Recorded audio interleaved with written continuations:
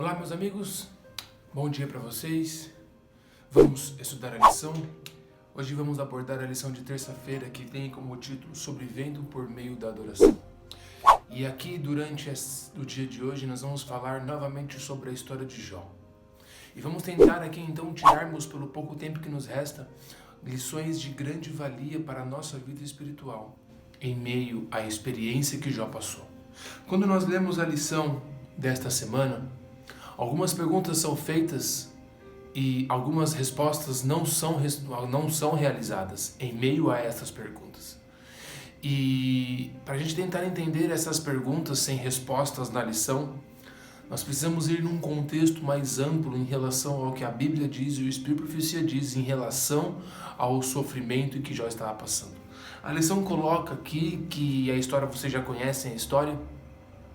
Jó foi afligido por Satanás, foi tirado quase tudo, exceto a sua vida, e em meio a esse crisol de extremo calor, ele permaneceu fiel a Deus e o adorando.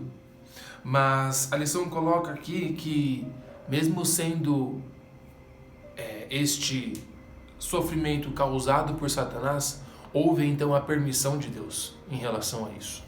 E a lição até coloca aqui, e eu só queria ler aqui para a gente ver o equívoco, na minha opinião, que foi relatado aqui. Se Deus permitiu que Jó sofresse, que diferença faz se Deus ou Satanás quem infligiu o sofrimento? Faz toda a diferença, meu amigo.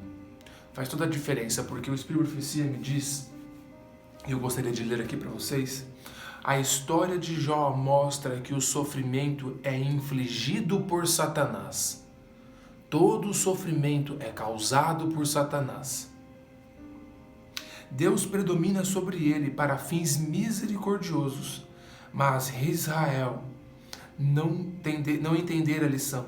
O mesmo erro pela qual Deus reprovara os amigos de Jó, repetiu-os nos judeus em sua rejeição em Cristo. Ou seja, o sofrimento sempre vai ser causado por Deus. Agora, por que há a permissão de Deus? Relatado aqui, quando nós vamos no livro de Jó, nós vemos que Satanás ele foi até os céus para uma reunião especial. E nessa reunião especial, ele estava ali junto com outras pessoas, outros seres celestiais, e dentro disso, ele vai ali representar o povo da terra. E por que representar o povo da terra? Sendo que ele não era o Criador, sendo que ele não era o originador, sendo que ele não era o Deus da terra. Quando o homem pecou e o homem escolheu o pecado, Satanás então usurpou o domínio sobre a terra. E ao ele usurpar o domínio sobre a terra, ele então tinha o acesso às cortes celestiais. Por causa desta usurpação. Por esse motivo, Satanás vai em direção a Deus. E quando ele chega ali em direção a Deus, ele vai ali com toda a altivez e orgulho que Satanás tem. Deus fala o seguinte: da onde te vens? Vem de rodear a terra. Aí, obviamente, Deus ele dá uma provocada, vamos colocar desta forma, um alerta, uma informação para Satanás de que você conhece o meu servo Jó que mora lá naquele local? O que Jesus estava querendo dizer, o que Deus estava querendo dizer naquele momento era que o homem pela qual representava a terra naquele momento não deveria ser Satanás, e sim Jó, um homem íntegro, reto, temente a Deus e que se desvia do mal. Obviamente, Satanás então o acusou ali de que é claro que ele era fiel. Tudo ele tem, nada lhe falta. Ontem nós vimos a história de Abraão e vimos que Satanás também acusava Abraão. E aqui então a gente une os dois pontos para entender literalmente o que aconteceu ali naquela história de livro de Jó.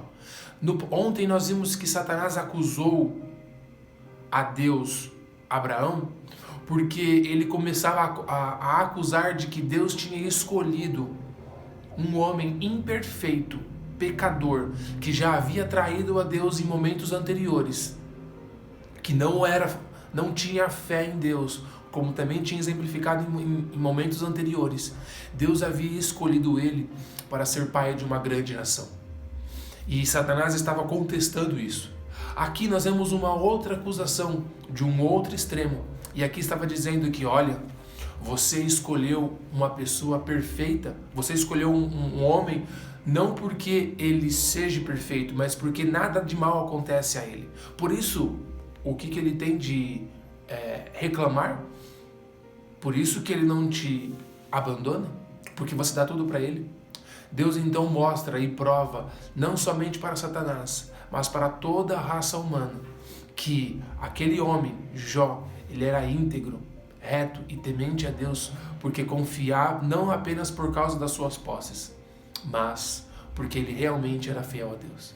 Isso para nós deixa uma grande lição, porque calor extremos vai acontecer em nossa vida. Crisóis extremos tende a acontecer. E qual vai ser então o desfecho de tudo isso? Será que vamos permanecer fiéis a Deus mediante ao óleo de reserva do Espírito Santo de Deus e do caráter de Deus em nossa vida? Ou vamos então blasfemar contra Deus e reclamar contra Deus, dizendo que o Senhor tem nos afligido e jogando culpa em cima de Deus sobre coisas que Ele não fez? E Ele não faz, e Ele nunca gostaria de fazer para conosco, pois nosso Deus é um Deus amoroso e Ele quer nos restaurar. Por esse motivo, em meio de um calor excessivo, Deus sempre vai estar ali, disposto a nos ajudar a transpor esses obstáculos e passarmos ali com louvor e com a graça de Deus. Que Deus possa te abençoar durante esse restante desse dia, e que as suas bênçãos possam ser derramadas nas nossas vidas. Grandioso Deus, amável Pai, obrigado pelos momentos em que passamos e que possamos entender então em relação ao sofrimento, mas principalmente que possamos ter em mente que precisamos permanecermos fiéis para honrar e glorificar o Teu nome. É isso que eu lhe peço e agradeço em nome de Jesus. Amém.